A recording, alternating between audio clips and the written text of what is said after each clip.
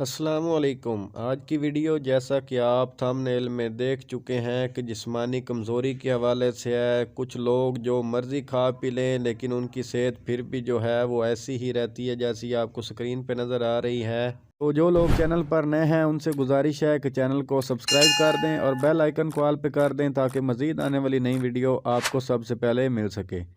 अगर आप भी इसी तरह की जिस्मानी कमज़ोरी में मुब्तला हैं या आपका जिस्म भी इस तरह से मोटा नहीं होता, तो आपने करना क्या है, आपको सामने आपकी स्क्रीन के ऊपर एक जो डब्बी नज़र आ रही है कैप्सूल की, बॉडी बिल्डो के नाम से किसी भी मेडिकल स्टोर पे आप जाएंगे, ये हर्बल की आइटम में आपको मिल जाएगी या आप इसे ऑनलाइन भी ख़रीद सकते हैं।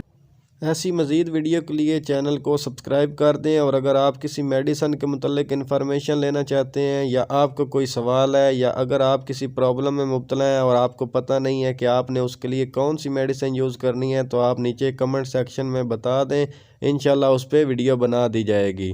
दुआओं में याद रखिएगा। अल्लाह हाफिज़।